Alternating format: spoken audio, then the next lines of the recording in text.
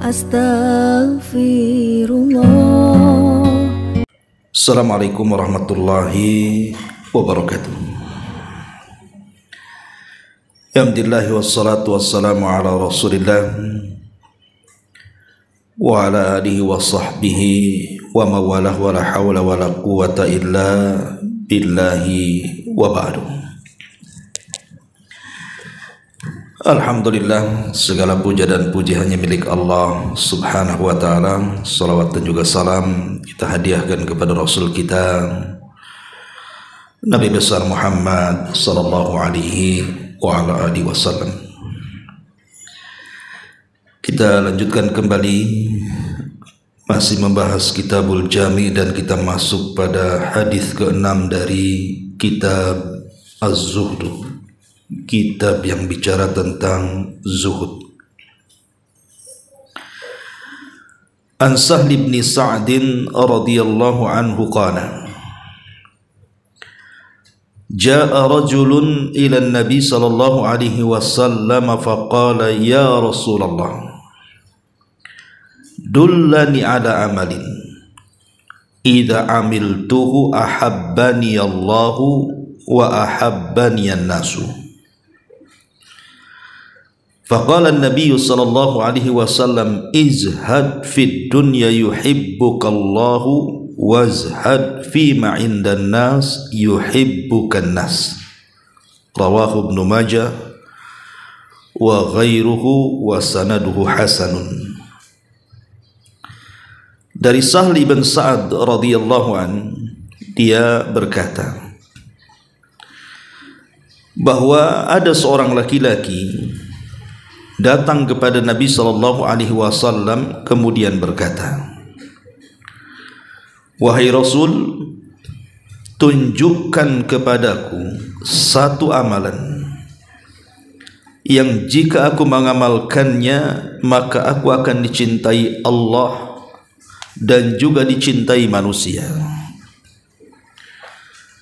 Maka beliau menjawab, zuhudlah terhadap dunia, pasti Allah mencintaimu. Dan zuhudlah terhadap apa yang dimiliki manusia, niscaya manusia akan mencintaimu. Hadis ini dikeluarkan Imam Ibnu Majah dan lainnya dengan sanad yang hasan. Ma'asyiral muslimat yang dimuliakan Allah subhanahu wa ta'ala, hadis ini adalah hadis yang sangat mulia sekali karena bicara tentang hakikat daripada apa yang disebut dengan zuhud. Ma'asyiral muslimat yang dimuliakan Allah subhanahu wa ta'ala, apa itu zuhud? Dalam perkara apa saja kita harus memiliki sifat zuhud? Dan apa pengaruhnya bagi kehidupan kita dengan memiliki sifat zuhud ini? Ma'asyiral muslimat yang dimuliakan Allah subhanahu wa ta'ala, di dalam Al-Quran Allah subhanahu wa ta'ala tidak pernah menyebut kalimat zuhud kecuali dalam satu ayat. Jadi Al-Quran tidak pernah dalam Al-Quran itu menyebut kalimat zuhud kecuali dalam satu ayat. Ayat yang berbicara tentang kisah Nabi Yusuf, di mana Allah subhanahu wa ta'ala mengatakan wa syarauhu bisamanin bakhsin darahima ma'dudah wa kanu fihi minaz zahidin. Dan mereka menjual Nabi Yusuf dengan harga yang sangat murah, yaitu dengan beberapa dirham saja. Wa kanu fihi minaz zahidin, dan mereka merasa tidak tertarik kepada Nabi Yusuf. Jadi secara bahasa zuhud itu artinya at-taqallul, menyedikitkan, tidak tertarik dengan urusan apapun. Tetapi makna zuhud dalam Quran memang banyak. Makna zuhud maksudnya ayat-ayat yang bicara tentang makna zuhud itu banyak, tetapi kalimat zuhud cuma satu dalam Quran surah Yusuf ayat 20. Jadi zuhud itu artinya orang yang tidak memiliki dunia dan tidak tertarik dengan dunia. Di zaman Nabi SAW, kenapa Nabi SAW dan para sahabat itu adalah manusia yang paling zuhud? Karena begini Bu, kalau dunia dan isinya ini ditimbang di satu neraca timbangan, kemudian sayap nyamuk ditimbang di neraca satunya, maka sayap nyamuk itu jauh lebih berharga dibandingkan dunia dan juga isinya.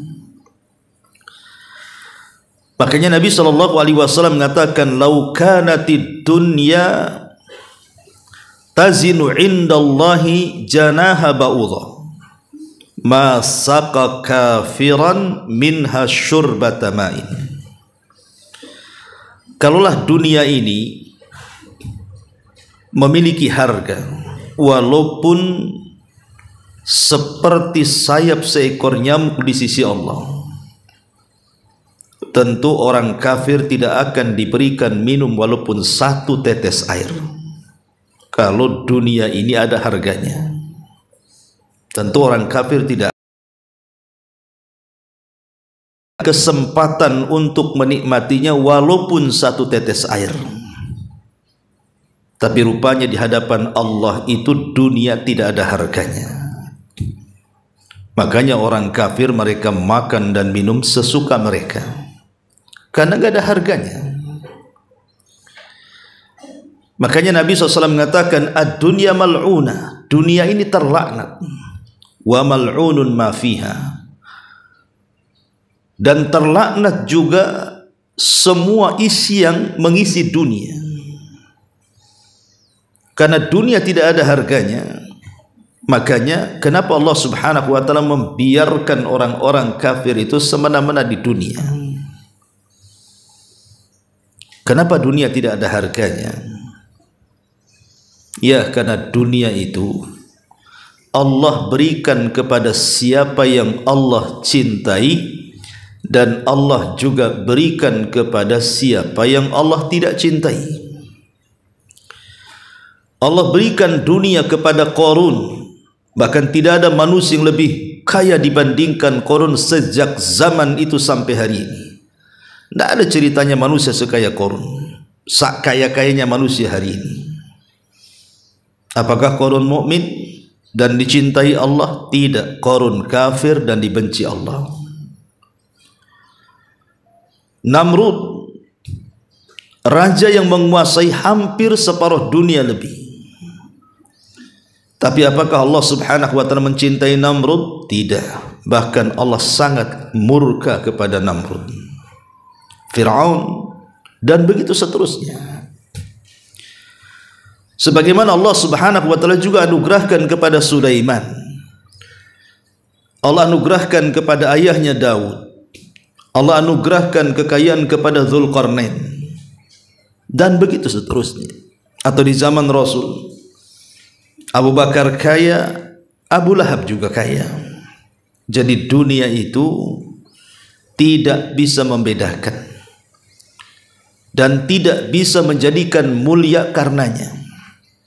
Karena dunia ini bersyarikat antara mukmin dan kafir, antara manusia dan binatang.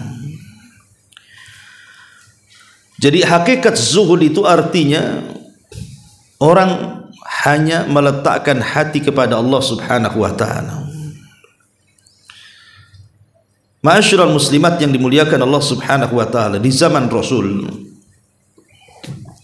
ada seorang wanita yang hendak menghibahkan dirinya kepada Nabi untuk dinikahi. Dan tidak mengapa seorang wanita menghibahkan dirinya khusus untuk Nabi. Tapi Nabi tidak tertarik. Sampai 3 kali wanita itu menawarkan dirinya untuk menghibahkan dirinya kepada Rasul, tapi Rasul sekali lagi tidak tertarik. Sampai ada seorang Ansar mengatakan, ya Rasulullah, kalau engkau tidak tertarik dengan dia, nikahkan saja dia denganku. Kata Rasul, baik, kalau begitu pulanglah. Kira-kira kau punya harta yang bisa kau jadikan mahar, bawa kemari. Pulanglah dia. Rupanya tidak ada satu pun barang berharga di rumahnya. Akhirnya dia mendatangi Nabi SAW dan mengatakan, ya Rasul, aku tidak punya harta kecuali sarung yang kupakai. Kalau sarung ini kuberikan kepada dia, telanjang aku. Tapi kalau seandainya tidak kuberikan, tak ada mahar diriku. Kata Rasul, pulang lagi, cari betul-betul. Mungkin adalah cincin dari besi, gak apa-apa, ambil saja. Pulang lagi lah sahabat Ansor ini. Dicari-cari, tidak jumpa juga cincin dari besi. Subhanallah. Sahabat Nabi SAW, manusia yang dijamin masuk surga, tidak ada satupun harta di rumahnya sampai kepada cincin besi. Akhirnya dia balik kepada Nabi SAW dan mengatakan, ya Rasulullah, tidak ada wala khataman min hadid, walaupun dari cincin besi aku tak punya. Kata Nabi SAW mengatakan, ya sudah begini, kam hafidta min kitabillah, kalau begitu berapa ayat yang kau hafal? Dia mengatakan, hafidtu surata kadza wa kadza, kadza wa kadza, aku hafal surat ini, surat itu, surat ini dan surat itu. Maka Nabi SAW mengatakan, idzan uzawwijuka bima ma'aka minal Qur'an, kalau begitu kunikahkan engkau dengan Quran yang kau miliki, Quran yang kau hafal dan kau pahami, dengan syarat kau ajarkan setelah menikah kepada istrimu. Inilah kondisi para sahabat Nabi SAW, tidak memiliki apapun di rumah mereka. Bahkan Nabi Musa alaihissalam, ketika dia hijrah dari Mesir ke Madian, kemudian berjumpa dengan seorang laki-laki namanya Syuaib, dan dia tertarik untuk menikahi salah satu putrinya. Apa kata Syuaib? Boleh, asal kau bekerja kepada aku 9 tahun atau 8 tahun. Kalau engkau bisa bekerja 8 tahun, kunikahkan kau dengan dia. Lihat maharnya Nabi Musa, bekerja 8 tahun. Padahal dia Kalimur Rahman, kekasih Allah Subhanahu wa ta'ala. Jadi memang kehidupan Nabi dan para sahabat itu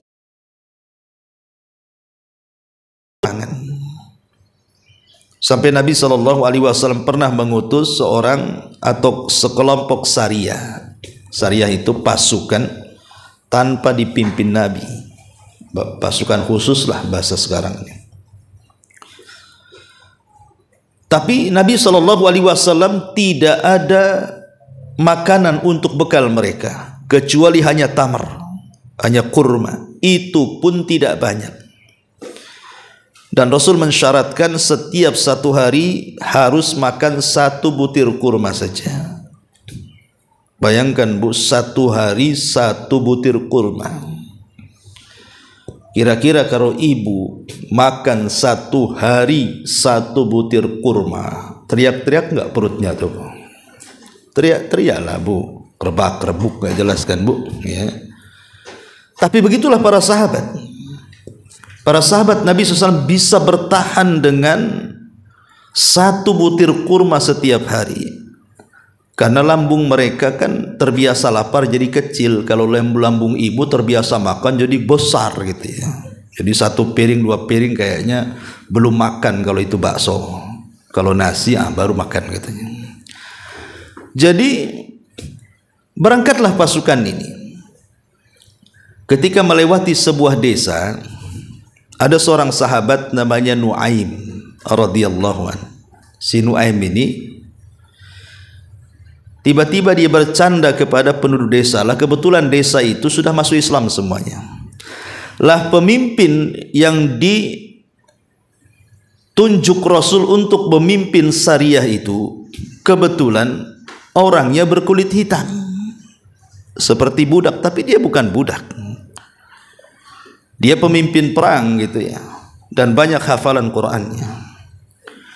Jadi Nuaimin ini ketika istirahat, akhirnya dia masuk ke dalam perkampungan. Ya kebetulan kampung itu semua muslim. Kata Nuaim kepada orang-orang kampung itu, maukah kalian membeli seorang budak, bukan dengan dirham ataupun dengan dinar, cukup kalian beri makan kami, kenyangkan perutku dan perut sahabat-sahabatku, nanti aku akan kasih budak untuk kalian. Akhirnya kemudian mereka setuju, tapi Nuaim kemudian mensyaratkan, ingat, tapi budak ini dia tidak mau ngaku budak. Kalau ditanya apakah engkau budak, pasti dia mengatakan saya orang merdeka katanya. Tapi kata orang desa, tidak masalah, biasa budak ngomong gitu katanya. Akhirnya kemudian mereka pun dijamu, dikasih makan kenyang-kenyang ya. Kemudian setelah makan kenyang, datanglah penduduk kampung bawa tali, bawa tambang untuk ngikat mana budaknya. Rupanya budak itu diisyaratkan kepada pemimpin perang tadi karena warnanya kulitnya hitam, Bu. Itulah budaknya katanya. Jadi kata pemimpin perang, aku ini dimuliakan, enak saja kok kalian mengatakan budak. Ya, ini rencana siapa ini katanya. Akhirnya setelah tahu bahwa kepala itu bukan budak dan dia pemimpin perang dan itu sahabat Nabi, minta maaflah orang kampung itu. Ini gara-gara si Nuaim bercanda katanya. Lihat bagaimana para sahabat Nabi SAW sampai berangkat jihad saja makanan mereka harus satu hari satu butir kurma. Coba bayangkan. Itulah kekuatan zuhud namanya, Bu ya. Kekuatan zuhud luar biasa. Ma'asyiral muslimat yang dimuliakan Allah Subhanahu wa taala. Para ulama berselisih pendapat, apa sih makna zuhud itu? Makna zuhud itu apa sebenarnya? Ada yang mengatakan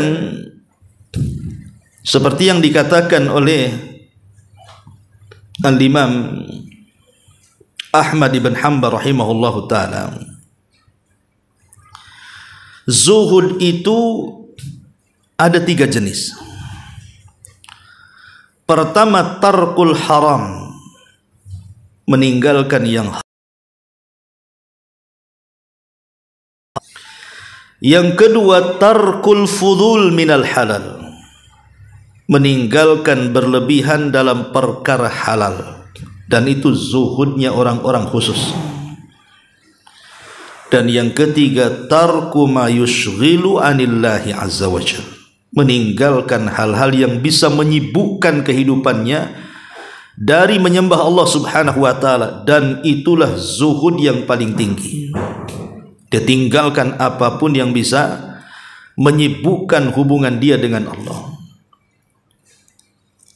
dan itu tingkatan yang tinggi. Makanya Imam Nawawi rahimahullahu ta'ala mengatakan, inna lillahi ibadan futana tarakud dunya wa khaful fitana nadharu fiha falamma alimu annaha laysat lihayyin watana ja'aluha lujatan wattakhadhu salihal a'mal fiha sufuna. Sesungguhnya Allah punya para hamba yang cerdas. Mereka menceraikan dunia dan takut pada fitnah. Mereka memperhatikan tempat tinggal bagi orang-orang yang hidup. Mereka menjadikan dunia sebagai samudra, dan mereka menjadikan amal salih di dalamnya sebagai bahtera-bahteranya. Mereka tahu, hamba-hamba yang cerdas ini, bahwa dunia bukan tempat tinggalnya, akhiratlah tempat tinggal kita. Dan kita sedang berjalan menuju Allah Subhanahu wa ta'ala. Jadi dunia adalah meninggalkan hal-hal yang tidak bermanfaat bagi kehidupannya untuk sesuatu yang bermanfaat untuk akhiratnya.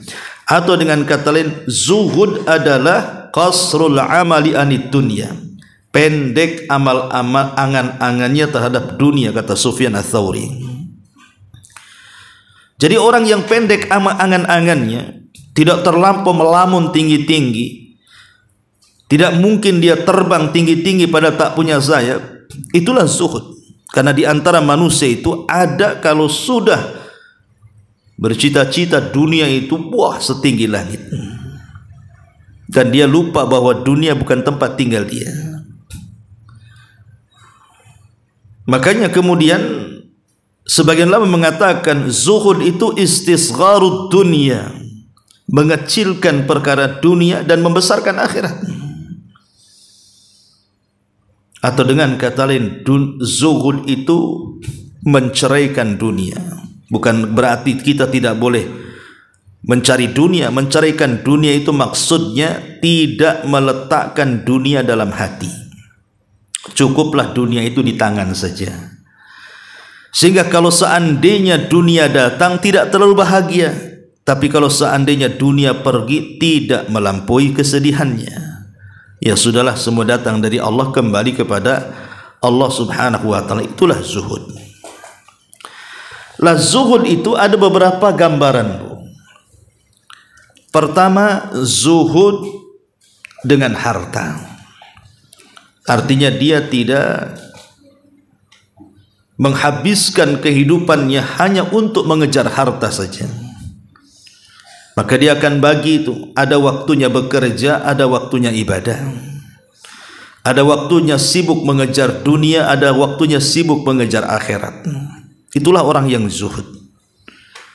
Maka orang yang zuhud itu akan tenang hidupnya. Ketika dia sudah mendapatkan dunia, maka dia tinggal mencari pahala dan ibadahnya kepada Allah Azza wa Jalla. Yang kedua, zuhud tentang bentuk daripada fisik manusia. Umpamanya kan ada orang itu yang mati-matian mempertahankan, terutama mama ibu-ibu kan, kecantikannya jangan sampai pudar, padahal usianya sudah 70 tahun. Ngaca pun kacanya yang takut, bukan kitanya. Walaupun skankernya itu mahal-mahal, Bu, tetap saja kalau usia 70 tahun itu kayak lilin itu, Bu, kena panas meleleh. Udah nggak ada yang kencang ceritanya. 70 tahun itu, 50 tahun ke atas sudah nggak ada yang kencang, itu semua kendor. Mau pakai apa dikenceng? Mau pakai silikon, ya. Jadi ada orang yang tidak zuhud dengan bentuk badan. Dia tidak terima dengan kudrah dia. Kodrat dia tidak diterima itu. Bahwa dia itu semakin tua akan semakin jelek, semakin tua akan semakin tidak lagi cantik. Dia nggak terima. Ada orang yang nggak terima dengan itu. La haula wala quwata illa, sehingga harta sebanyak apapun dia habiskan hanya untuk membentuk badannya. Beli obat sana, obat sini, operasi sana, operasi sini, safar ke luar negeri, suntik sana, suntik sini. Ini enggak zuhud, Bu. Ya. Orang itu kan ada masanya. Laki-laki ada masa gantengnya, perempuan ada masa cantiknya. Makanya kata anekdot di Facebook itu, ya, kalau menikah itu cari yang tua, katanya. Kenapa? Karena kalau istri sudah cantik, suami pula dah rabun, katanya. Betul tak tuh? Ya. Ma'asyiral muslimat yang dimuliakan Allah Azza wa Jalla, intinya bahwa zuhudlah dengan bentuk fisik ini. Apa yang Allah berikan kepada kita, itulah kita syukuri. Ya, kita perlu merawat badan, merawat kecantikan, tapi jangan berlebihan. Ya, ini yang kedua. Yang ketiga, zuhud dalam ar-riasa wal mansib, artinya jabatan, kepemimpinan. Karena ada orang-orang yang mengejar jabatan dan kepemimpinan itu sampai menghambur-hamburkan biaya. Betapa banyak orang-orang yang mencalonkan pemimpin tidak terpilih itu bisa telanjang, stres, jadi ODGJ, ya, karena habis duitnya di situ. Udah rumahnya habis, tanahnya habis gitu, tidak terpilih pula. Padahal dia sudah buat serangan fajar, serangan duha, serangan duhur, semua diserang, Bu. Tapi tidak menang juga, sampai stres. Ya, itu karena tidak zuhud, terlampau rakus dia. Coba kalau seandainya orang itu kembali kepada takdir Allah Subhanahu wa taala, orang itu akan tenang. Ya. Kemudian juga yang nomor 4, zuhud indan nas, zuhud di hadapan manusia. Begini, Bu, di sekeliling ibu itu kan adalah kawan-kawan ibu itu.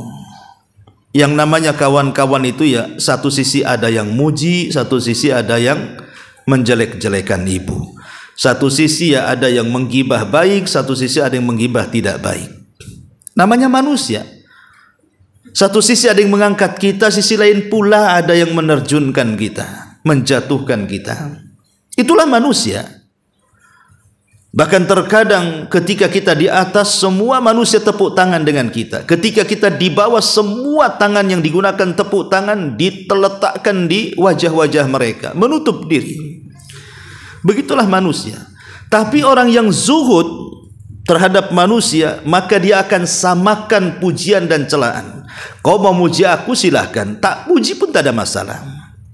Kau mau mengangkat ya silahkan, mau merendahkan pun silahkan. Bagiku yang memuji dan yang tidak muji sama saja. Maka hati orang yang zuhud itu la tataghayyar, tidak mungkin berubah. Kalau ibu ingin zuhud terhadap manusia, maka jangan pernah berubah hati ini. Jangan pula kalau dipuji hidungnya ngembang, tak dipuji pula kempes lagi. Yang itu ya. Artinya kalau dipuji, cantik kali Bu, sibuklah dia ngaca. Betul tak aku cantik nih? Sekali diejek, jelek kali Bu ini. Langsung seminggu seteruk dia Bu. Betul tak saya jelek katanya. Lah kan orang yang kayak gini enggak zuhud namanya Bu. Biarkanlah orang bicara itu. Biarkan anjing menggonggong. Ibu jangan lari. Ya. Jadi intinya bahwa kalau orang bisa kemudian menenangkan hati dan menyamakan antara pujian dan celaan, berarti ibu sudah zuhud di hadapan manusia itu. Tapi kalau kepikiran, pujian kepikiran, celaan kepikiran, berarti perlu ditata lagi hatinya tuh. Ya. Ini yang keempat. Yang kelima, zuhud kepada diri sendiri juga sama. Seperti melawan hawa nafsu. Jangan semua keinginan yang ibu inginkan itu harus ada, harus kebeli, harus kebelanja, dan begitu seterusnya. Abdullah bin Umar radhiyallahu anhuma pernah menegur, atau Umar bin Khattab kurang lebih. Ada seorang sahabat itu kalau punya uang selalu beli daging. Jadi dikatakan, apakah setiap yang kau kehendaki kau harus beli? Tahan hawa nafsumu. Ya. Karena terkadang gini Bu, kalau kita menuruti apapun yang kita kehendaki, pengen ini langsung dibeli, pengen itu dibeli, langsung sekali pandang yang tidak ada niat beli akhirnya kebeli, itu kadang-kadang menyesal tuh. Contoh ibu ke pasar, sudah dicatat lah itu 10 bumbu tuh. Masuk ke pasar, bumbu tak dapat, yang lain pula dapat. Kadang-kadang ada orang yang kemudian mudah tertarik dengan urusan dunia, padahal sebenarnya yang dibeli itu tidak ada manfaatnya bagi dia. Saya itu ada murid saya satu itu, ketika masuk ke pasar dia bawa duit banyak. Ya, sebenarnya ingin jalan-jalan, ingin beli baju 1-2 setel gitu ya. Masuk pula ke counter handphone Bu. Akhirnya ada di situ Apple, mahal harganya. Kata dia bilang sekitar 5 atau 6 juta gitu kan. Jadi terpikir, oh bagus juga nih saya kalau ndak beli Apple ini, mumpung ada duit katanya. Nanti kalau nggak ada duit ndak bisa beli juga. Dibeli Bu. Setelah dibeli nyesel, naudzubillah dia bilang. Nggak digunakan, nggak bisa apa-apa. Apalagi itu handphone harus ada pakai wifi, tidak bisa pakai kartu data katanya. Itu nyesel Bu. Mau dijual lagi jadi murah, rugi. Barusan beli dijual lagi murah kan. Lah kadang-kadang ada orang seperti itu. Ya, tidak semua yang kita mau itu harus tercapai itu. Itu namanya zuhud, menahan hawa nafsu itu, Bu.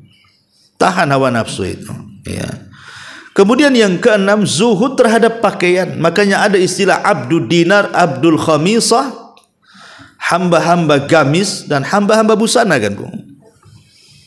Hati-hati, ini yang saya ceramai ibu-ibu. Kalau bapak-bapak percuma cerita pakaian, karena bapak-bapak itu seminggu nggak ganti pun tidak masalah, Bu, ya, sampai penuh dengan daki gitu. Kalau ibu-ibu kan tidak, baju masak lain, ya kan, baju ke pengajian lain, baju tidur lain, baju ke mall lain, gitu ya. Beda, kadang satu hari itu biasanya 4 baju tuh. Makanya lemari ibu itu lebih banyak daripada lemari bapak. Bapak itu cuma pakai sorok saja, ibu pakai lemari 4 tuh biasanya. Karena terlampau banyak baju. Ya. Lah ini ada orang, wanita-wanita tidak zuhud dengan busana, dengan pakaian. Apalagi di zaman sekarang masing-masing ibu pasti punya handphone. Paling tidak satu ibu 2-3 handphone tuh. Ya. Satunya iPhone, satunya itu, Bu, ya. Hari-hari yang ditengok itu kalau ndak Shopee, itu, Bu, ya. Nanti marketplace, itu yang ditengok terus, itu saja, nggak bosan. Ya. Jadi inilah orang-orang kalau tidak zuhud, ya akhirnya terus saja dia yang dipikirkan busana saja. Walaupun sudah hijrah, kalau orang awam ialah. Tapi aneh yang sudah hijrah ini, maksudnya sudah mulai ngaji, sudah kenal sunnah, kan gitu. Harusnya kan lebih sederhana hidupnya, ya. Tapi tidak juga. Rupanya sekarang malah banyak pakaian-pakaian syar'i itu jauh lebih mahal dibandingkan pakaian-pakaian orang-orang yang di luar sana. Dengan berbagai macam jenis bahannya, pernak-perniknya, dan macam-macamnya. Nah ini ada orang-orang yang terbudakkan dengan pakaian, tidak zuhud dengan pakaian. Kemudian yang nomor 7, pasangan. Seperti Nabi SAW, apabila dia disuruh untuk memilih antara istri-istri dia dengan dia, tentu milih dirinya sendiri. Tapi kalau pilihannya diri sendiri dengan Allah, maka dia akan tinggalkan semuanya. Makanya kebiasaan Rasul kalau di sepertiga malam, di 10 malam akhir Ramadan, Aisyah radhiyallahu anha mengatakan, kana Nabi sallallahu alaihi wasallam idza dakhala al-ashra shadda mizarahu wa aiqadha ahla. Rasul itu kalau 10 akhir Ramadan maka dia langsung mengikat pinggangnya, tali pinggangnya, artinya menjauhkan diri dari istri-istrinya, tidak melakukan hubungan padahal istrinya banyak. Karena waktu itu memang harus terputus antara dia dengan istri-istri atau manusia, dan dia fokuskan ibadah kepada Allah Azza wa Jalla. Sampai dia rela meninggalkan pasangannya. Lah ada orang yang tidak zuhud dengan pasangan. Mungkin karena cintanya cinta mati. Ya, mungkin ibu cinta mati sama suami gitu. Apapun yang diperintahkan suami, mau halal, mau haram, mau maksiat, mau taat, laksanakan saja demi cinta alasannya. Ada orang seperti itu, Bu. Sampai saya kadang-kadang ngelus juga dada tuh. Sampai ada seorang anak diperkosa sama ayah tirinya. Tahu-tahu apa? Ibunya pula yang ikut bantu. Ya, naudzubillah. Saya baca berita itu. Kan aneh gitu ya. Kok bisa dia mengikuti pasangannya? Alasannya karena cinta. Cinta apa itu? Nah ini kadang-kadang orang tidak zuhud dengan pasangan, ya, atau tidak zuhud dengan kenikmatan-kenikmatan yang ada di luar sana. Entah dengan cara jalan-jalan menghabiskan uang. Karena ada orang yang sudah nabung banyak-banyak itu, bukan umroh, bukan haji gitu ya, atau bukan mengumrohkan orang, bukan datang ke fakir-fakir miskin duduk bersama mereka, bersedekah kepada mereka, tidak. Jadi programnya setiap tahun itu pokoknya saya harus jalan-jalan. Singapura sudah, berarti Australia sudah, Amerika, ujung-ujungnya ke Barelang, Bu, karena nggak ada duitnya, ya. Jadi ada orang yang menghabiskan uangnya hanya untuk berselancar di Dunia saja, melihat pemandangan, melihat negara-negara, melihat daerah-daerah. Apa faedahnya? Manjat-manjat gunung dan begitu seterusnya. Pada di zaman Nabi SAW, Rasul itu yuhibbul masakin, suka dengan orang-orang miskin. Coba kalau seandainya orang-orang yang menghabiskan waktunya hanya untuk jalan ke sana kemari itu, mereka melihatlah negara-negara miskin seperti Afrika atau negara-negara yang lainnya, yang hidupnya kesulitan, banyak konflik, makan aja sulit dan begitu seterusnya, tentu mereka akan lebih bersyukur lagi. Jadi ada orang yang tidak zuhud yang seperti ini.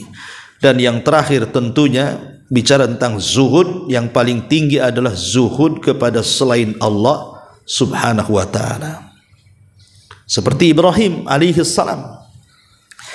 Saat malaikat datang menemui Ibrahim saat dilempar ke dalam api, semua malaikat memandang Ibrahim dan akan menolongnya, termasuk Jibril, dan mengatakan, ya Ibrahim, tinggal kau minta, maka aku akan tolong.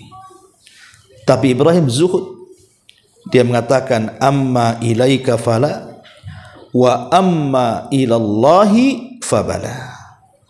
Kalau harus aku meminta pertolonganmu kepadamu wahai Jibril, tidak. Tapi kalau aku harus meminta pertolongan kepada Allah, ya. Begitulah zuhud kepada selain Allah. Nabi SAW ketika pulang dari Taif, datang Jibril dengan 2 malaikat penjaga bukit dan mengatakan, ya Muhammad, kata Jibril, di kanan kiriku ada malaikat penjaga bukit Taif. Kalau kau mau, perintahkan kepada keduanya. Mereka akan mengangkat bukit ini untuk menimpakan orang yang sudah menyakiti kamu. Kalau posisi Rasul di posisi ibu, tentu langsung diperintahkan kan. Ambillah bukit itu, cepat benturkan sana. Kurang ajar mereka. Itu ya. Tapi Rasul zuhud, tidak mau. Nabi SAW hanya mengatakan, Allahumma hdi bi qaumin fa innahum la ya'lamun. Ya Allah, jangan mereka kaum yang tidak tahu, berikan hidayah saja. Itulah zuhud, ya. Inilah gambaran-gambaran yang harus kita zuhud di dalamnya. Ma'asyiral muslimat yang dimuliakan Allah Subhanahu wa taala. Adapun kalau kita cerita zuhud dalam Quran, maka Allah Subhanahu wa taala di banyak ayatnya menyebutkan tentang makna daripada zuhud. Contoh, ya, di mana Allah Subhanahu wa taala berfirman di dalam surah Al-Hadid ayat 20. Allah Subhanahu wa taala mengatakan, i'lamu annamal hayatud dunya la'ibun wa lahwun wa zinatun wa tafakhurun bainakum wa takathurun fil amwali wal aulad. Ketahuilah bahwa sesungguhnya kehidupan dunia ini hanyalah permainan. Dunia ini hanya permainan saja. Dan sesuatu yang melalaikan dengan Allah. Permainan apapun, ibu datang ke tetangga, ya, daripada suntuk di rumah ngobrol, main-main, habis waktu untuk ngobrol. Iya, kalau tidak ada gibahnya. Rupanya dari start ngobrol sampai pulang gibah terus. Enggak, banyak dosa tuh. Apalagi direncanakan lagi gibahnya tuh. Temanya ditulis dari rumah. Ya. Jadi ada orang yang hidupnya hanya main-main, menghabiskan waktu begitu saja. Nonton nobar gitu ya. Kalau bapak-bapak ya sepak bola, kalau ibu nobarnya drama Korea. Nah ini apa aja, main-main dunia ini. Ya. Kemudian juga melalaikan, bukan hanya main-main, permainan di dunia ini semua melalaikan. Makanya Nabi Sulaiman sampai disembelih kudanya, Bu, gara-gara kudanya melalaikan dia melaksanakan sholat sore. Semua para nabi diperintahkan sholat, termasuk Sulaiman. Karena asik dia memandangi kudanya, meraba kudanya, mengelus kudanya, lupa dia sholat sampai terbenam matahari. Besoknya disembelih semua kudanya, gara-gara kuda inilah terlalaikan diriku. Itu Nabi Sulaiman. Kalau kita mana ada. tahu handphone ini melalaikan, tetap juga besoknya main handphone lagi kan Bu. Ya. Itulah permainan dunia. Kemudian watafakhurum bainakum. Bahkan dunia ini bukan hanya sekedar melalaikan, wazinatun watafakhurum bainakum. Dunia ini hanya sekedar perhiasan. Yang namanya perhiasan itu Bu, itu kan casing saja. Kadang-kadang ada orang miskin supaya tak nampak kalilah miskinnya, kemudian menipu, selfie di depan mobil orang, padahal bukan mobilnya tuh. Dikirim ke kawannya, aku punya mobil, padahal mobil tetangganya. Berhenti di rumah bagus orang, selfie di situ kan gitu. Kan ada kayak gitu tuh. Ya. Wa tafakhurum bainakum, berbangga-bangga saja, kesombongan. Dunia ini tempat sombong saja. Sombong dengan hartanya, sombong dengan kendaraannya, sombong dengan uangnya, sombong dengan kecantikannya, dan begitu seterusnya. Ya. Wa takatsur fil amwali wal aulad. Dan dunia ini hanya untuk memperbanyak harta dan juga keturunan. Kemudian Allah Subhanahu wa taala mempermisalkan, kamatsali ghaitsin a'jabal kuffar nabatu thumma yahiju fatarahu musfarran thumma yakunu khitaman wa fil akhirati adzabun syadidun wa maghfiratu minallahi wa ridwan wa mal hayatud dunya illa mata'ul ghurur. Maka Allah mengatakan, permisalan dunia ini seperti hujan yang tanam-tanamannya mengagumkan para petaninya. Ada tanah, datang hujan, tumbuh padi, tumbuh-tumbuhan, sampai akhirnya berbuah, berbiji, mengagumkanlah para petaninya tuh. Kemudian tanaman itu menjadi kering, dan kamu lihat warna kuning, kemudian menjadi hancur, dan di akhirat nanti ada azab yang sangat keras. Jadi dunia ini ada masanya, ada waktunya. Seperti yang saya contohkan tadi, mungkin ibu di masa remaja gitu ya, dewasa mungkin ya paling cantik satu komplek lah kan itu. Tapi sekarang usia sudah lanjut, dah banyak pula anak-anak yang jauh lebih cantik dibandingkan ibu. Udah makin tua makin keriput, jadilah di anak-anak pandangan sudah mulai rabun, mata pula tak melihat, telinga pula dah budak, dan begitu seterusnya. Ada masanya dunia itu. Orang tidak mungkin kaya terus, tidak mungkin miskin terus. Orang tidak mungkin sedih terus, tidak mungkin bahagia terus. Orang tidak mungkin menang terus dalam kezaliman, Allah tidak mungkin membiarkan terus. Artinya kan ada masa-masanya. Itulah dunia, kata Allah. Tilkal ayyam nudawiluha bainan nas. Namanya hari itu kan diputar-putarkan oleh Allah. Itulah dunia. Ma'asyiral muslimat yang dimuliakan Allah Azza wa Jalla. Ini contoh ayat saja. Adapun hadis Nabi sallallahu alaihi wasallam mengatakan, qad aflaha man aslam wa ruziqa kafafan wa qanna'ahu Allahu bima ata. Sungguh sangat beruntung seseorang yang masuk Islam kemudian mendapatkan rizki yang secukupnya, dan Allah menganugerahkan kepadanya sifat qanaah, merasa cukup dan puas dengan rizki yang Allah berikan kepadanya. Begini Bu, ulama membagi tentang zuhud ini. Ada yang mengatakan bahwa zuhud ini, kata sebagian para ulama, di antaranya Al-Imam Ghazali rahimahullahu ta'ala. Jadi Imam Ghazali rahimahullahu ta'ala ketika membagi zuhud itu, dia mengatakan ada 3 perkara. Pertama, hendaklah seorang hamba itu harus lebih yakin terhadap apa yang ada di sisi Allah. Awthaq ma indallah, punya keyakinan terhadap apa yang ada di sisi Allah daripada keyakinan apa yang ada pada tangannya. Jadi ibu harus yakin bahwa yang di sisi Allah itu lebih luas, lebih banyak dibandingkan yang kita pegang hari ini. Supaya apa? Supaya tidak sombong, Bu. Ya. Supaya tidak merasa tidak butuh dengan Allah. Tetap kita harus butuh dengan Allah. Karena ada orang yang sudah merasa cukup hidupnya, usahanya lancar, menurut orang sekitar dia orang yang paling kaya raya, ya, dengan rumahnya yang megah, kendaraan yang mewah, akhirnya lupa Allah, Bu. Lupa kalau Allah lebih kaya dibandingkan dia.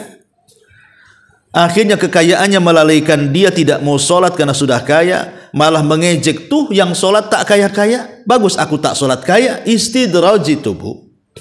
Ya, jangan salah, itu istidraj namanya.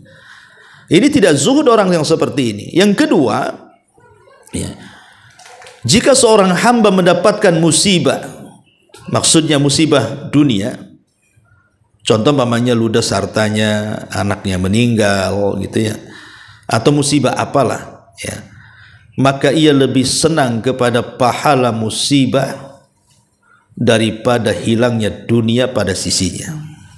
Ini zuhud juga ini ya. Jadi kalau seandainya qadarullah lah, mungkin di antara seseorang muslim, saya tidak mencontohkan ibu ya, yang lain aja, sedih pula nanti saya contohkan ya. Mungkin ada seseorang ibu itu yang ya suaminya meninggal, anaknya meninggal, rumahnya kebakaran, berangkasnya kecopetan, apapun musibahnya, atau suaminya digoda istri orang kan gitu, ataupun mungkin diambil orang sampai melakukan perceraian, macam-macam kan musibah itu, atau anaknya sakit berkepanjangan tidak sembuh-sembuh, atau ibu yang sakit gitu ya. Ketika kemudian dia lebih cinta dengan pahala musibah dibandingkan musibahnya itu sendiri, maka dia telah zuhud. Itulah yang diajarkan Nabi SAW kepada Ummu Salamah radhiyallahu anha saat Ummu Salamah ditinggal orang yang paling dicintainya, Abu Salamah. Apa kata Rasul? Quli ya Ummu Salamah, katakan wa Ummu Salamah, Allahumma hjurni fi musibati. Ya Allah, berikan pahala akan musibah yang menimpaku. Karena terkadang ketika Allah memberikan musibah itu kan sesuai kadar keimanan ibu ya kan. Kalau ibu tinggi imannya pasti musibahnya besar, Bu. Kalau ibu ya imannya cemen ya musibahnya juga kecil. Tapi kalau besar musibahnya, itu besar musibahnya. Kalau besar imannya, besar musibahnya. Makanya terkadang ada seseorang itu diuji dengan ujian yang menurut orang lain itu nggak masuk di akal ujiannya. Tapi orang ini, tetapi jadikan musibah ini sebagai kelezatan yang harus kita miliki ketika kita melihat sisi pahala bukan sisi musibah. Ini yang kedua. Yang ketiga, pujian dan celaan dari orang tidak berpengaruh bagi orang-orang yang zuhud. Tadi sudah saya jelaskan bahwa hati-hati yang zuhud itu adalah hati-hati yang tidak berubah, baik dipuji ataupun dicela. Ya. Bahkan sebagian ulama yang lain mengatakan bahwa zuhud itu adalah seseorang yang tidak terpengaruh oleh keberadaan harta dan ketidakadaan harta. Biasa-biasa saja, mau kaya ya tidak terlalu senang. Itulah yang kemudian Allah katakan likaila ta'sau ala ma fatakum wa la tafrahu bima atakum, agar kalian tidak putus asa atas harta yang luput dan tidak berbangga dengan harta yang Allah berikan. Karena ada orang yang ketika diberikan harta bangga dia dan dia kira Allah sedang memuliakan dia. Ketika dia bangkrut, stresnya bukan main, seolah-olah Allah sedang menghinakan dia. Saya kenal seseorang itu, Bu, Masya Allah ya, mudah-mudahan Allah berikan hidayah. Itu kalau bisnisnya lagi lancar jaya, Bu, lancar jaya ya, lancar kayak air gitu ya, itu sudah tidak peduli, Bu, tidak dihormati. Saya aja nggak dihormati, Bu. Jadi Banyak orang-orang yang nggak dihormati dia, mau ustadz mau nggak peduli dia. Bahkan ustadz diatur-atur dia tuh. Tapi kalau usahanya lagi terjun, waduh, dia mengemis-ngemis, tolonglah ustadz, datanglah, doakan kami katanya kan. Coba bayangkan ketika susah, mintalah didoakan. Ketika dia sudah bisnisnya di atas, mana kalimat itu? Nah, kadang-kadang ada orang yang terpengaruh dengan keberadaan harta dan ketidakadaan harta, tapi orang yang zuhud tidak akan terpengaruh. Ya. Kemudian juga tadi tidak terpengaruh dengan pujian dan hinaan, termasuk juga terhibur dan senang dengan ketaatan. Jadi kalau orang lebih ketika sholat dia lezat, ya, ketika dia berzikir dia merasa kelezatan saat zikir, saat baca Quran, itu di antara alamah orang ini memiliki zuhud kepada Allah Subhanahu wa taala. Lah di sini Nabi SAW mengatakan izhad artinya zuhudlah fima imdan nas. Izhad fid dunya yuhibbukallah. Zuhudlah di dunia, artinya kalau kita ini menghindar dari dunia, bukan berarti tidak boleh kaya, tapi jangan sampai melalaikan. Karena dulu ada seorang ulama besar namanya Abdullah ibnu Mubarak. Abdullah ibn Mubarak ini, Bu, dia orang kaya. Siapa yang tidak kenal Abdullah ibn Mubarak? Dia kekayaannya itu sepertiga negara Irak tuh, Bu. Itu kayanya itu di zaman itu. Abdullah ibn Mubarak rahimahullahu taala. Ya. Jadi ada seorang ulama namanya Fudail ibn Iyad.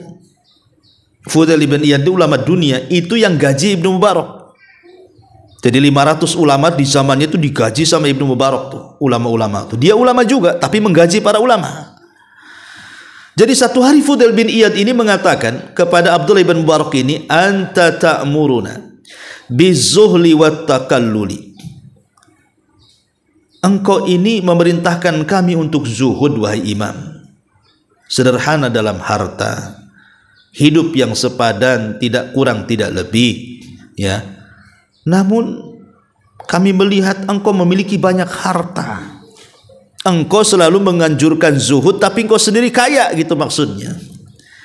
Lihat jawaban Ibnu Mubarak kepada Fudail bin Iyad. Ya Aba Ali, innama af'al dhalasun wajhi wa aqram irdi wa asta'inu bihi ala ta'ati rabbi. Dia mengatakan, ya Aba Ali, innama af'alu dhalasun wajhi wa ukrimu irdi wa asta'inu bihi ala ta'ati rabbi. Fudail, sungguh hidupku seperti ini. Kenapa aku kaya? Katanya, supaya aku bisa menjaga wajahku dari aib. Artinya jangan sampai aku jadi muka tembok yang minta-minta sana sini, Bu. Kan pengemis itu kan muka tembok kan, Bu, nggak punya malu kan. Orang kalau biasa ngemis itu nggak punya malu, Bu. Kadang-kadang sengaja dikasih mehong-mehong tuh, wajahnya dikasih hitam-hitam, pakaian compang-camping kayak orang susah, itu nggak punya malu, ya. Jadi supaya aku terhilang dari wajahku perasaan aib, meminta-minta. Juga aku bekerja untuk memuliakan kehormatanku, dan aku pun bekerja agar bisa membantu diriku untuk mentaati Rabbku. Apa yang dikatakan Abdullah bin Mubarak senada dengan dikatakan Sufyan Ats-Tsauri ketika dia mengatakan, ya imam, kau ini menggembar-gemborkan zuhud tapi kau kaya, katanya. Apa kata Sufyan Ats-Tsauri? Likaila atamandalu ala sultan, supaya aku tidak menjilat penguasa. Kalau aku miskin nanti ku jilat penguasa, tapi kalau aku kaya aku bisa mengingkari kemungkaran penguasa. Yang hak saya katakan hak, yang batil saya katakan. Aku kan tidak digaji mereka, katanya. Nih, itulah zuhud namanya, ya. Jadi para ulama ketika bicara zuhud ini intinya adalah berusaha untuk menjadikan harta itu cukup di tangan saja, Bu, ya. Jangan diletakkan di hati. Contohnya begini, kalau ibu jalan dari rumah ke pengajian sini, jatuh dompetnya. Di dompet itu ya ada ATM, ada uang 10 juta atau 20 juta kan begitu. Itu kalau tidak zuhud Bu, mungkin ibu nggak akan ngaji tuh. Malas katanya. Gara-gara aku ngaji dompetku hilang katanya. Gara-gara aku ngaji jatuh dompetku, aku sekarang susah. Ya. Karena apa? Ketika kemudian kekayaan diletakkan di hati itu Bu, itu kepikiran dompet yang ibu hilang itu bertahun-tahun itu. Nanti kalau kumpul dengan kawan-kawannya terkenang lagi, iya aku pernah hilang loh dompetku sana. Terus sedihnya akan terus tuh. Tapi kalau dijadikan harta itu di tangan, ya sudah qadarullah, sudah musibah ya, innalillahi wa inna ilaihi rajiun. Mudah-mudahan ada yang menemukan orang miskin sehingga uangnya bermanfaat mereka, kan husnudzon Bu. Ya, berhusnudzon di situ. Mudah-mudahan jadi sedekah bagi orang yang menemukannya dan begitu seterusnya. Ya, intinya bahwa itulah yang dikatakan oleh Hasan Al-Basri, bahwa zuhud itu adalah meletakkan kekayaan di tangan, tidak meletakkan kekayaan di hati. Kemudian yang kedua, wazhad fima indan nas. Zuhudlah terhadap nas, maka manusia akan suka dengan kamu. Orang yang tidak suka mengeluh dengan manusia, pasti manusia akan suka. Aduh, was-was saya kalau datang dia itu. Kenapa nih? Wajahnya itu agak muram tuh kayaknya. Kayaknya mau pinjam-pinjam tuh kayaknya. Suka minjam, suka minta, suka ngeluh. Kita aja ketemu dia ada was-was Bu. Ya. Darah kita yang normal jadi tinggi Bu, nengok dia tuh kolesterol naik. Datang pula si dia, ada apa lagi dia? Pun susah nggak akan dia. Saya tahu si Ummu Anu itu masya Allah susah-susah pun nggak mau dia ngomong. Ya. Tapi ada muka-muka yang setiap ketemu itu mulai awal bicara sampai akhir bicara tuh ngeluh saja. Besok itu lagi ngeluh lagi besok. Kayaknya tidak ada. Pindah perumahan lah, malas ketemu dia. Jadi ada orang-orang yang tidak pernah zuhud lah. Kalau kata Nabi, kalau ingin dicintai manusia, zuhud dengan manusia. Zuhud, tidak usah ngeluh sama manusia, tidak usah pinjam, tidak usah minta, tidak usah apa. Ya. Tawakal kepada Allah Subhanahu Wa Taala. Insyaallah wa ma min dabatin fil ar illa Allah rizquha. Bahwa setiap binatang yang melata itu sudah ada rizkinya di hadapan Allah Subhanahu Wa Taala. Yakin. Kepercayaan tinggi kepada Allah, thiqatun ma Allah, yakin dengan Allah, bekerja, tawakal, insyaallah Allah akan cari jalan keluarnya. Supaya dicintai manusia. Karena ada orang-orang miskin itu Bu, karena tidak sukanya dia meminta-minta, disangkanya dia kaya, padahal dia susah. Lah orang yang seperti inilah yang ibu harus bantu. Pemanya ada orang susah tapi tidak pernah meminta-minta, tidak pernah pinjam, tidak. Ya, seolah-olah dia itu cukup, padahal sebenarnya tidak cukup. Dan kita tahu bantu orang seperti ini, itu punya izzah dan kehormatan. Ini datang itu mengeluh kepada kita, tidak usah dibantu Bu. Supaya jadi pelajaran dia, supaya bekerja, cari uang sendiri, berusaha dan begitu seterusnya. Wallahu alam, ini diantara syarah daripada hadis ke-6 dari kitab Az-Zuhdu, kitab Zuhd. Taib sampai di sini Bu. Silahkan kalau ada yang bertanya.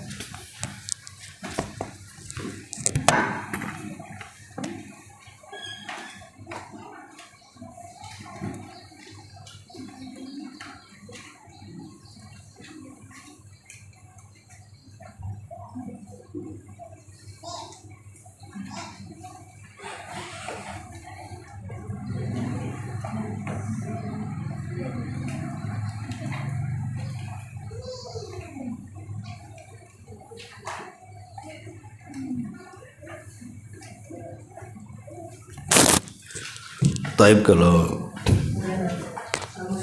ada rupanya. Ya, waalaikumsalam. Seperti yang Ustaz sampaikan tadi Ustaz, jika ada orang yang sering ketemu atau melalui WhatsApp itu Ustaz, sering sekali yaitu katanya pinjam uang, tapi dalam satu minggu itu ada sekali dan pinjaman uang yang lama-lama itu tidak dikembalikan Ustaz. Tapi katanya dia terus dan kita nasihati jika ngasih sekali, 2 kali, 3 kali, mungkin sudah ada 10 kali, udah sering kita nasihati, cuma tetap seperti itu, gimana Ustaz jadinya? Masih ada hubungan keluarga, jadi kalau nggak dikasih itu kayaknya ngasih lagi gitu Ustaz. Ya, alhamdulillah, ya itu tergantung ibu. Artinya ibu kalau mau ngasih ya ngasih, nggak ada masalah, lillahi ta'ala, sambil berdoa supaya dia tahu diri. Tapi kalau seandainya ibu tidak kasih pun kan tidak ada masalah, karena ibu sudah bantu dia tapi kelakuannya seperti itu. Itu kan kita bantu karena mimbabi tabarru, ya, karena ingin berbuat baik. Tapi kalau ibu ingin memberikan pelajaran supaya dia lebih bisa berusaha, ya ibu nggak usah kasih, supaya jangan kebiasaan. Kenapa para pengemis di lampu merah itu mereka bertahan di situ, Bu, dan jadi sebuah pekerjaan? Karena dikasih. Coba kalau nggak dikasih, sepakat warga Batam tidak akan ngasih pengemis di jalan kalau nampak fisiknya itu umpamanya bisa bekerja, pasti kapok jadi pengemis itu. Tapi masalahnya kan banyak yang ngasih, ya sudahlah, enak gitu, daripada saya kerja bangunan, bagus saya genjreng-genjreng dapat uang di situ. Ya, jadi kalau memang ibu kasihan dengan dia, nggak apa-apa, bantu saja, insya Allah itu pahala kan gitu. Tapi kalau ibu ingin berikan semacam pelajaran kepada dia, nggak kasihan, nggak masalah juga kan, tidak ada hukum.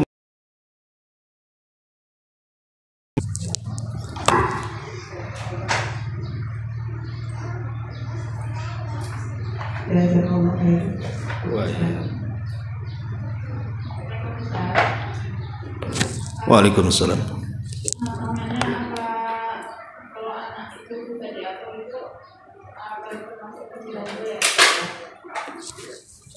Anak nggak bisa diatur. Anak usia berapa, Bu? 12 tahun. Laki-laki. Kan belum balik gitu, Bu. Ya. Kalau usia 12 tahun itu kewajiban ibu hanya mencereweti. Itu bahasa apa, cereweti? Ya, hanya ya ibu harus cerewet, ya. Nggak masalah, cerewetin aja. Dan sebenarnya cerewetnya ibu itu sebenarnya sudah harus di usia 7 tahun. Karena Rasul mengatakan, "Muru auladakum bis sholati wa hum abna'u sab'in." Ya, perintahkan anak-anakmu sholat di usia 7 tahun. Kata Rasul kan begitu. Kemudian di usia 10 tahun kalau diperintahkan sholat tak mau, boleh kita pukulan tarbiyah. Bukan mukul kayak mukul maling, tidak ya. Artinya ya mukul supaya dia takut. Makanya Rasul mengatakan, letakkan pecut di dinding rumahmu. Untuk apa? Tarbiyah anakmu dengan itu. Jadi ibu pilihan, nak, sholat atau pecut, sholat atau pecut, gitu ya. Jadi dibolehkan, artinya memberikan ancaman untuk sebuah kebaikan. Walaupun nggak ada tujuan orang tuanya memecut, tapi kan mau nakut-nakuti anak-anak kan gitu. Kalau usianya kemudian sudah menginjak di atas 10 tahun, ya ibu wajib mengerasi dia. Tapi keras yang tidak menjadikan anak itu kemudian terganggu psikologinya dan apa kejiwaannya, ya. Artinya ibu lebih pahamlah karakter anak itu. Tidak apa-apa, Bu. Ibu jangan bosan-bosan. Jangan bosan-bosan terus saja. Waktunya sholat ingatkan, waktunya sholat ingatkan, waktunya sholat ingatkan. Walaupun anak itu kadang sholat, kadang enggak, ya. Kadang sholatnya asal-asalan, 4 rakaat jadi 1 rakaat di jamak, ada pula 1 rakaat tuh langsung salam kadang-kadang. Ya namanya anak-anak kan, Bu. Tapi kan minimalnya sudah ada peringatan dari orang tuanya, sehingga kalau dia dewasa dia akan terngiang tuh ucapan ibu tuh, dan itu menjadi pahala bagi dia. Yang heran itu kalau anak-anak tidak sholat, ya kan? Itu ya wajar lah, anak-anak lah seusia ibu-ibu yang tidak sholat, ya wajar itu. Saya ada diujilah. Kadang-kadang punya orang tua yang sudah usia 50, 60 tahun curhat tuh, Ustaz, ibu saya itu susah disuruh sholat. Kan repot tuh kan, Bu. Kalau usia 10 tahun saja disuruh dipukul kata Nabi. Lalu usia 50 tahun kira-kira apa itu? Pukulannya kayak apa tuh? Ya. Nah mungkin juga kan mukul orang tua anak tuh durhaka nanti. Jadi ada orang-orang yang sudah tua nak mau sholat itu yang heran saya itu. Kau bersyukur kepada Allah Azza wa Jalla. Ya kalau seandainya di usia 12 tahun kemudian apakah ini sebuah musibah atau tidak musibah? Ya musibah ya jelas musibah. Tapi kan musibah itu ada yang kecil, ada yang besar, ada yang parah, ada yang ringan kan itu. Boleh jadi mungkin ketika anak-anak susah diatur itu karena ibu waktu jadi anak-anak susah diatur juga. Ya, kan bisa saja, makanya ada istilah tabarru abaakum tabarrukum abnaukum. Berbuat baiklah kepada anak-anakmu. Berbuat baiklah kepada orang tuamu, niscaya anak-anakmu akan berbuat baik kepada dirimu. Kenakalan kita kepada orang tua itu nanti akan melihat kenakalan anak kita kepada kita. Ketika kita merasa tersiksa dengan nakalnya anak kita, begitulah orang tua tersiksa dengan nakalnya kita. Ya, tetapi kan kaidah seperti ini ya tidak semua ini umumnya. Tapi kan belum ada telat karena kan anak itu belum balik, Bu. Usia balik anak-anak laki-laki kan 15 tahun. Artinya masih ada kesempatan 2-3 tahun untuk mentarbiah anak itu. Wallahu a'lam. Bu, ini sampai di sini karena waktu juga karena ada kajian tempat lain. Subhanakallahumma bihamdika asyhadu an la ilaha illa anta astaghfiruka wa atubu ilaik. Allahu